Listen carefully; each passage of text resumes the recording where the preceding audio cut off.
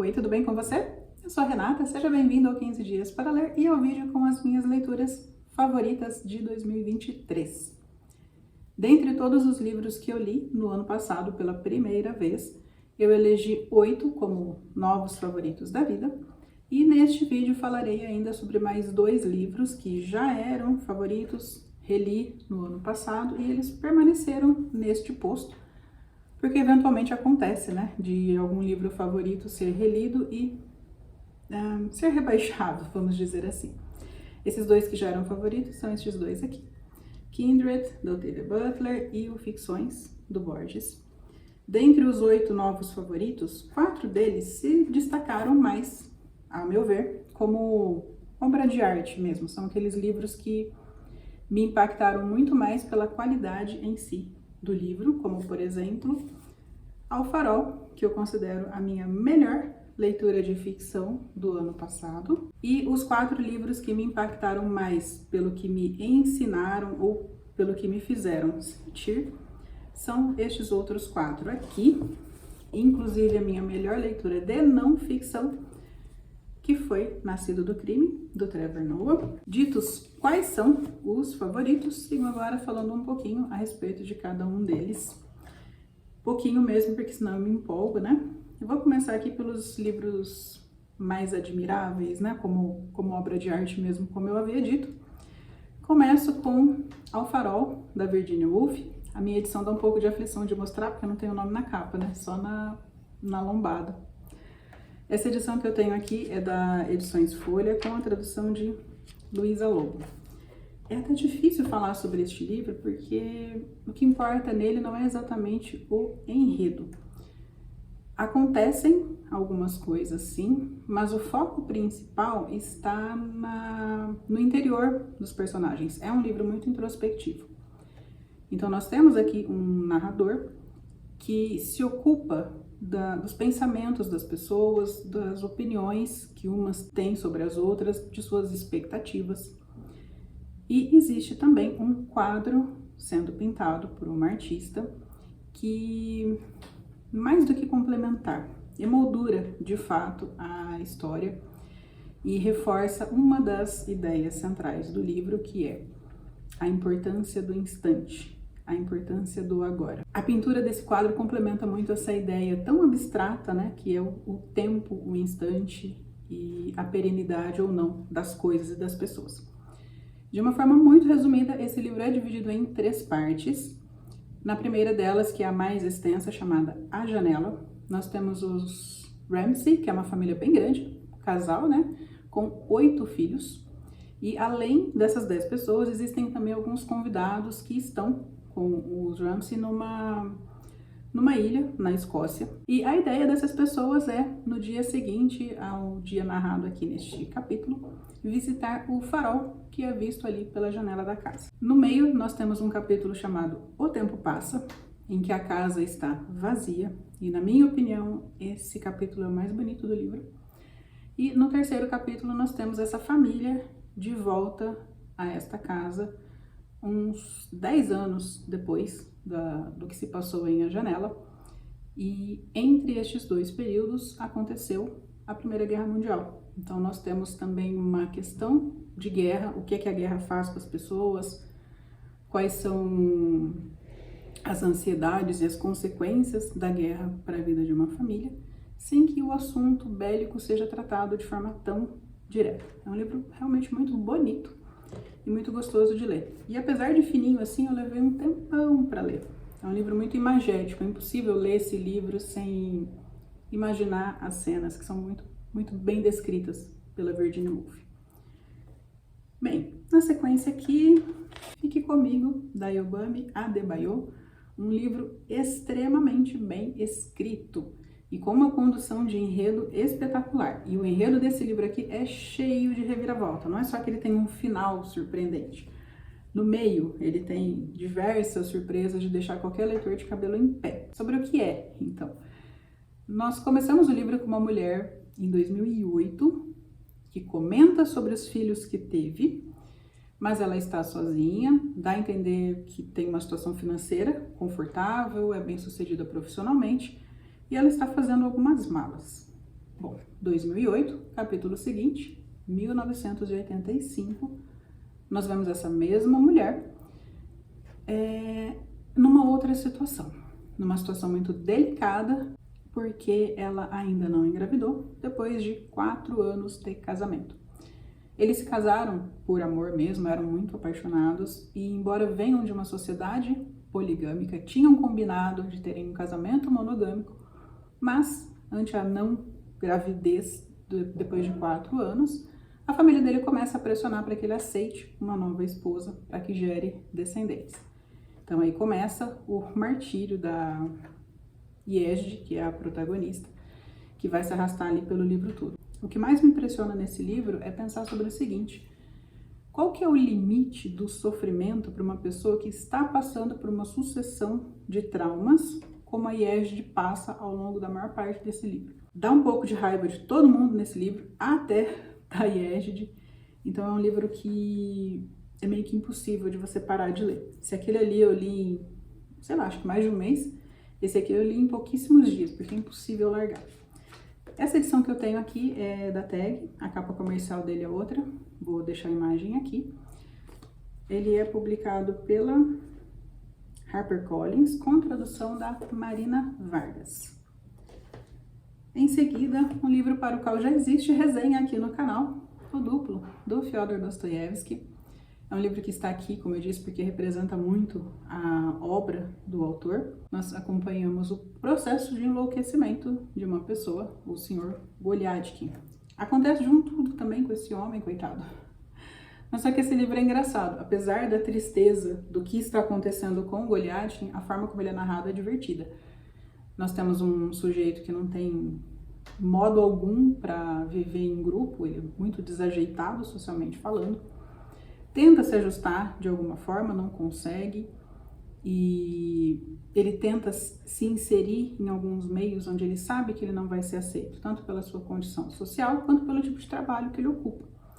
Então esse livro é uma crítica, dentre outras coisas, à falta de mobilidade social e ao quanto um trabalho alienante pode levar uma pessoa a perder a própria sanidade. Então, o Goliadkin já tem umas tendências assim muito próprias de lidar com as pessoas, que já sugerem que ele tinha algum tipo de conflito, mas o tipo de trabalho que ele exerce parece acelerar aí um processo que, em outras circunstâncias, talvez nem se manifestasse ou se manifestasse só no final da vida. E esse livro se chamou O Duplo porque, em uma dessas tentativas dele de se ajustar à sociedade, passa mais uma das vergonhas dele, depois de ter entrado numa festa, e saindo dessa festa, depois de todo um processo ali de humilhações, ele encontra quem? Um duplo, ou seja, a sua cópia. Tem o mesmo nome, mesma aparência e trabalha no mesmo lugar. E, para espanto do Goliadkin, o protagonista, as pessoas parecem não se incomodar com o fato de haver mais um Goliadkin. Um belo livro, e eu comento lá no vídeo, que eu vou deixar aqui no card, porque que eu acho que esse aqui é um bom livro para se começar a ler Dostoiévski. Agora ele que, se eu por um acaso fizesse ranking aqui no canal, teria com certeza ficado em terceiro lugar nas minhas leituras de ficção, Retrato de Dorian Gray, do Oscar Wilde. Gente, que livro bem escrito, que coisa maravilhosa. A exemplo do que eu disse num vídeo passado sobre o Édipo Rei, eu tinha uma noção do que era esse livro. Acho que é uma das histórias mais conhecidas até, né, da nossa literatura, da literatura mundial, na verdade, que é a do rapaz que se encanta pela própria figura representada ali num retrato pintado, e esse retrato passa a envelhecer, sofrer as ações do tempo, no lugar deste jovem, né, que seria o Dorian Gray. Isso é muito básico.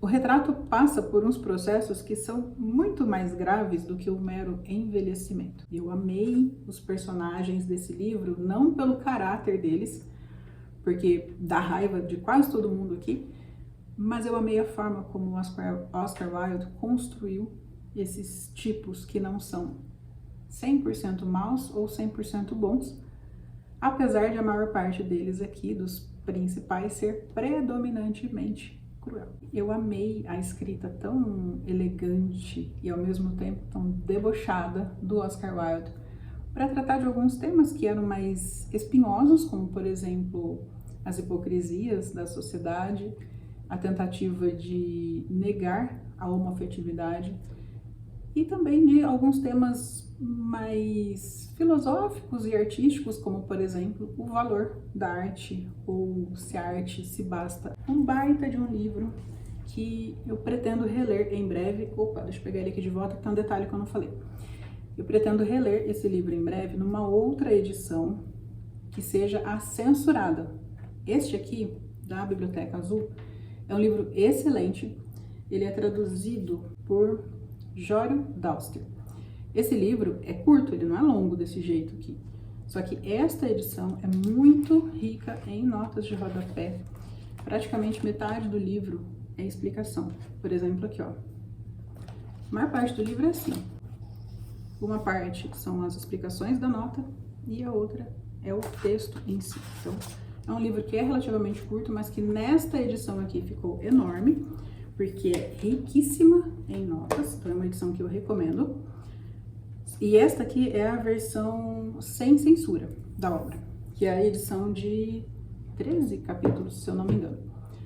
A edição com a censura, curiosamente, é a edição maior, com 20 capítulos. Então eu quero ainda ler a outra edição e comparar as duas.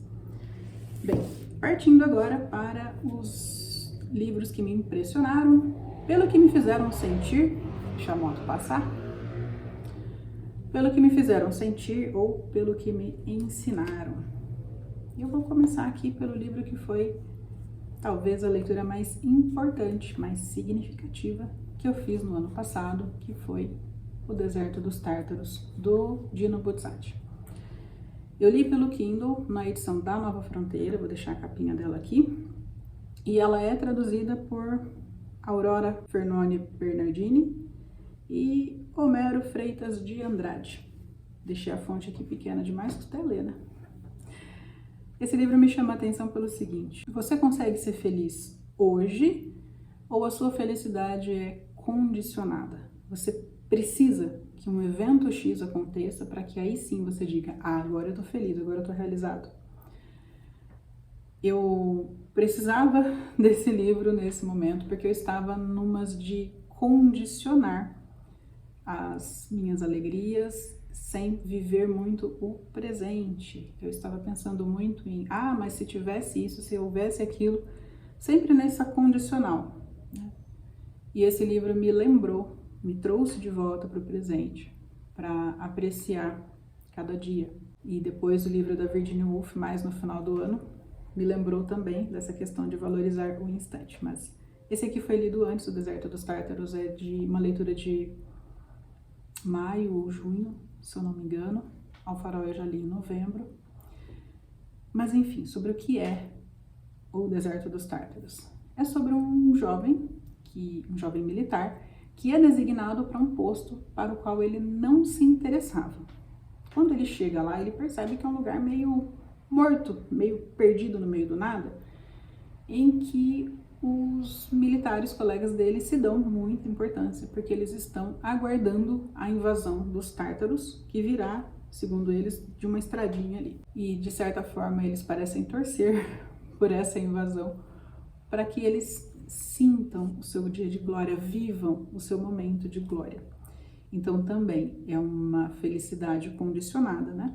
Sobre o resto do enredo, não vou comentar mais para que vocês leiam, mas é um livro sobre a espera, que inclusive é algo que espanta achei o nome do protagonista aqui, Giovanni Drogo, quando ele chega nesse forte. Ele se sente escandalizado por aquelas pessoas que estão ali a vida toda, praticamente uma vida perdida naquelas atividades ali do forte, à espera de algo que até então não aconteceu. Agora, a melhor não ficção que eu li no ano passado, Nascido do Crime, do Trevor Noah. O Trevor Noah é um comediante, ele trabalha nos Estados Unidos hoje em dia, mas ele nasceu e cresceu na África do Sul. E o título deste livro é literal, não é uma metáfora. O Trevor nasceu na época do regime do apartheid sul-africano E nesta época, os relacionamentos amorosos ou íntimos interraciais eram criminosos mesmo. Existia uma previsão de pena para se cumprir caso essas pessoas fossem descobertas. Bem, a mãe do Trevor era sul-africana e negra, e o pai do Trevor era alemão e branco. Muito bem. Quando o Trevor nasceu, a família precisou esconder a criança por um tempo, porque, querendo ou não, ele era uma evidência do que havia acontecido entre os pais dele. Por sorte, muito entre aspas, ele nasce numa época em que o apartheid estava já perdendo um pouco de força, justamente pela pressão internacional. Então essa punição e essa vigilância começam a perder força. Então ele consegue ir à escola, fazer várias coisas já um pouco maiorzinho. Por que eu gostei tanto desse livro? Primeiro, pela forma como ele é escrito.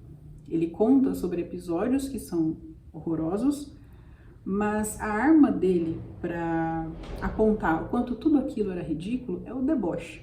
Então a gente acaba rindo da forma como ele escreve, apesar de toda a melancolia que existe na maior parte das cenas. Existem algumas cenas que são mesmo engraçadas, porque a mãe dele é uma figura. Eu queria um livro dela, só sobre ela, porque é maravilhosa. Ela chama Patrícia. Mas, voltando, além dessa questão de como o livro é escrito, que é maravilhosa, o Trevor apresenta para nós alguns fatos históricos que são muito recentes e já são muito pouco faladas. Praticamente ninguém comenta sobre o apartheid. As pessoas às vezes comentam sobre Nelson Mandela, acho que muita gente conhece a figura do Mandela, mas muita gente desconhece o contexto de onde ele saiu. E o apartheid durou um período de tempo muito longo até, então o Trevor nasce já mais no declínio dele, mas eu, que tenho mais de 40 anos, e você também, se tiver mais de 40 anos, vai, junto comigo, se lembrar da época em que o apartheid era notícia. Quando eu postei sobre esse livro lá no Instagram, muita gente falou que nunca tinha ouvido falar isso, que nunca tinha estudado sobre isso, ou que viu muito en passant na escola. E justamente por isso, por ter recebido esse tipo de retorno dos leitores, especialmente dos mais jovens, para este livro aqui, eu fiz uma coisa que eu nunca fiz, que foi um carrossel, né, uma sequência de imagens lá no Instagram, com alguns dados sobre o que foi o apartheid. Então tem a resenha escrita com o texto de legenda, mas também tem todo o contexto histórico do apartheid lá na resenha, cujo link eu deixarei aqui na descrição. Esta aqui é uma publicação da Verus Editora, com a tradução de Fernanda de Castro Daniel. A minha edição é da Tag, mas eu deixarei a capa comercial dele aqui também, para que vocês conheçam. Continuando aí nos livros que me ensinam um bocado sobre a vida, As Pequenas Virtudes, da Natalia Ginzburg.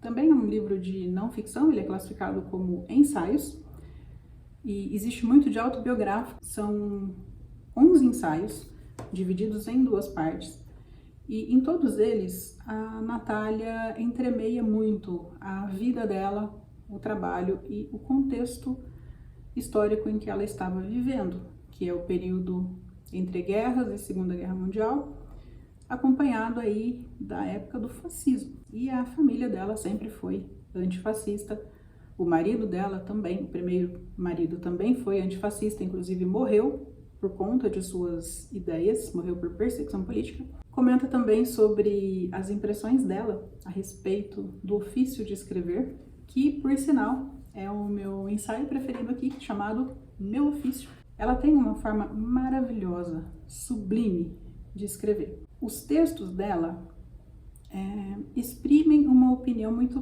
pessimista da vida. Ela tem razão para ser tão pessimista assim, mas apesar deste pessimismo, existe algo de muito generoso na forma como ela enxerga as pessoas. Talvez ela não acreditasse na humanidade, mas acreditasse nos indivíduos. Acho que simplificando seria isso. Voltando aqui, eu ia comentar sobre o meu ofício. Como eu disse, ela escreve de uma forma magistral. E apesar disso, ela demonstra muita insegurança quando vai comentar a respeito da própria carreira, das escolhas que fez.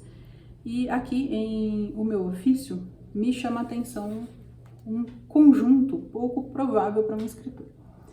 Ela tem a certeza da vocação, ela sabe que ela nasceu para escrever, ela escreve isso aqui. E ainda assim, isso não a impede de ser muito insegura a respeito de como ela vai escrever e de qual é o resultado dessa escrita que, teoricamente, seria natural para ela. Podemos simplificar isso como a certeza da vocação com um sentimento geral de inadequação. Ela é muito sábia em muitos textos aqui, por isso que eu me senti, de certa forma, presenteada pelo conteúdo desses ensaios.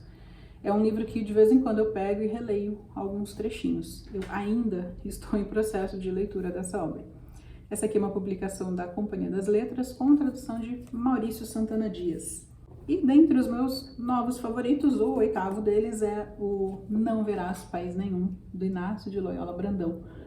Um livro espetacular, porém assustador, porque nós podemos comparar o que existe aqui com a realidade. Só que isso aqui é uma distopia e nunca é agradável quando a gente compara o nosso cotidiano com uma distopia, né? Bom, essa é uma distopia ambiental. Nós temos um Brasil árido, sem árvores, com fontes de água totalmente exauridas. A água que as pessoas têm para consumo é tremendamente racionada e é uma água de reuso. Os alimentos são todos artificiais, porque já não existe mais solo para plantio. O calor é extremo, é intenso. E nesse cenário desolador, nós temos o nosso protagonista, que é o Souzão, professor de história. E por ser professor de história, né, ele vai contar para nós como o Brasil chegou àquele estado de coisas. Pelas datas que ele referencia aqui, algumas alegorias que ele faz, esse livro se passaria mais ou menos agora, né, que seria uma coisa aí de uns 40 anos depois da abertura política. Como é que o Brasil chegou a este estado de coisas? Numa combinação de fatores aqui pelo livro, fatores políticos e individuais. Dentre os fatores políticos, corrupção, lógico, além de uma mitigação de controle ambiental, ocultação de informações e substituição de fatos, substituição da verdade por mentira, de forma a fazer com que coisas ruins pareçam boas e a população comemora essas coisas horrorosas como se fossem boas. Bem, no campo pessoal, quais foram os principais fatores para a degradação? Os trabalhos tremendamente alienantes, a ojeriza gradativa das pessoas pela palavra escrita por textos, a eliminação da mídia impressa, a extinção da noção de tempo, ninguém sabe o que aconteceu ontem ou ano passado ou há 40 anos, e a eliminação também da capacidade de contemplação. Oi, agora que estou editando este vídeo, percebi que omiti uma informação muito importante. Não Verás País Nenhum teve sua primeira publicação em 1981, ou seja, ainda não existia internet, nem muitas das tecnologias que nós usamos hoje, e a pauta ambiental era muito pouco discutida entre a população em geral. Com certeza entre acadêmicos e cientistas, existiam discussões sérias já acontecendo, mas não vinham ao público com frequência assuntos como aquecimento global, preservação de recursos, até a possibilidade de finitude de recursos naturais. E por algum acaso, quando algum assunto dessa natureza era abordado junto à população em geral, as pessoas classificavam o portador da notícia ou da discussão como um alarmista, como um exagerado. Então, o Inácio de Loyola Brandão, nessa obra, antecipa as consequências da desimportância que as pessoas davam para as pautas ambientais, e ele antecipa também um comportamento que só viria a se consolidar muitas décadas depois, que é essa alienação voluntária que muitas de nós fazemos com o uso excessivo de tecnologia, que é o que eu comento agora a seguir. Então, até o ponto em que eu comentei a respeito da obra, do enredo e do seu contexto de lançamento, e a partir de então, ficam aqui os paralelos que eu fiz entre os personagens e a nossa realidade atual. Agora sim, vamos continuar com o vídeo. especialmente nessa questão do âmbito pessoal. As pessoas estão com cada vez mais horror ao que é escrito. Eu espero que isso esteja mudando em breve, como parece que está, né? Parece que as pessoas estão aumentando o acesso delas a livros. Vamos ver. Mas até agora o que nós temos é uma diminuição do interesse das pessoas por leitura e uma diminuição também do interesse das pessoas por escrever, né? Isso eu não vejo nenhuma movimentação em relação a uma melhora quanto as pessoas voltarem a escrever. Eu tô falando de escrever à mão mesmo, tá? Não só de digitar. E em relação à noção de tempo e alienação, se você perceber, aliás, dá para incluir outra coisa aqui, a noção de tempo, a alienação e a falta de contemplação pela vida digital, pela vida apenas digital. Você chega num lugar muito bonito, turístico, é lógico que é interessante tirar foto, mas as pessoas estão perdendo a capacidade de apreciar aquele lugar antes de tirar uma foto. Então a pessoa já chega lá com o celular assim, isso quando não chega fazendo uma live, tacando a cara das pessoas, né, de forma não autorizada. Mas, tirando essa questão da privacidade, as pessoas estão perdendo gradativamente essa capacidade de apreciar o belo, de sentar e se conectar com lugares, pessoas, comidas, por que não? Você comer algo gostoso, prestar atenção no sabor da comida, na textura, no cheiro, estar com as pessoas e ouvi-las com atenção. Então, tudo isso tem nos sido roubado pelo mundo digital. Só que nós temos ainda a capacidade de escolha em relação a isso.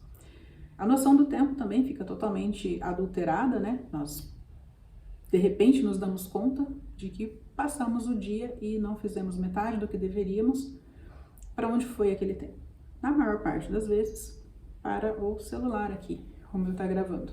E para além dessas condutas, nós encontramos com cada vez mais frequência pessoas com negacionismos de um modo geral, existem negacionistas de diversas espécies, uma recusa cada vez maior em ampliar os próprios horizontes. Então as pessoas têm uma bolha e elas ficam apenas naquela bolha, não aceitam conhecer outras correntes, outras opiniões, ou até mesmo, né, no caso dos negacionistas, não aceitam os fatos que derrubariam as suas opiniões, né? Para essas pessoas a opinião prevalece sobre o fato. Enfim, só pelo que eu falei aqui, já dá para entender por que eu comentei, né, que eu fiquei desolada nessa leitura. Como o título sugere, e a capa também, não verás país nenhum. Então, não vai ter país. Então, as coisas aqui só pioram. É um livro que já começa num estado terrível. O narrador apresenta um retrospecto de como se chegou até ali, mas o que vai acontecer com ele dali para frente também com ele e com o país é só ladeira abaixo. Então, é um livro muito bom, mas olha, sinceramente, que livro pesado. Bem, por fim, os dois livros que já eram favoritos e permaneceram no posto. Vou falar primeiro sobre o Ficções, do Jorge Luiz Borges, que é uma edição da Companhia das Letras, e é traduzido por Davi Arrigussi Jr. Esse livro contém a reunião de duas coletâneas de contos do Borges. A primeira delas, chamada O Jardim de Veredas que se Bifurcam, que foi lançada em 41, e a segunda delas, Artifícios, de 1944. A primeira parte eu acho bem difícil de ler, sinceramente. E é a primeira vez que eu leio esse livro em ordem rigorosa dos contos. Eu já tinha me proposto ler em ordem rigorosa uma outra ocasião, eu acho que até já tinha canal. Eu até li a maior parte deles em ordem, mas chegou uma hora que eu parei. Agora não, agora eu fui do começo ao fim, na ordem que os contos se apresentam aqui.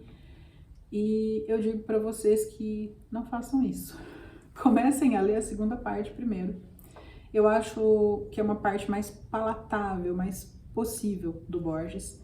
São textos que a gente consegue entender com menos consultas a referências externas. Todo o texto do Borges praticamente tem muita referência a outros autores, outros livros. Isso quando ele não faz referência a obras que não existem, você só descobre isso quando vai procurar.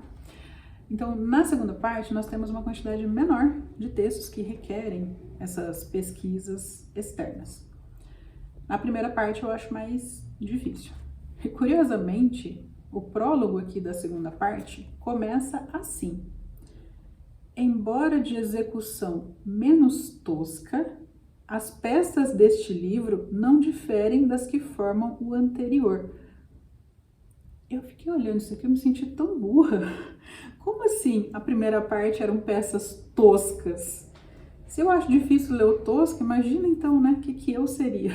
Eu me senti muito burra lendo esse pedaço aqui. Mas, enfim, é o que o autor pensa da própria obra, né? O que eu tenho a ver com isso? Bom, o outro livro aqui permanece favorito, é Kindred, Laços de Sangue, da Octavia Butler. Essa aqui é uma edição da editora Morro Branco, com tradução de Carolina Caires Coelho.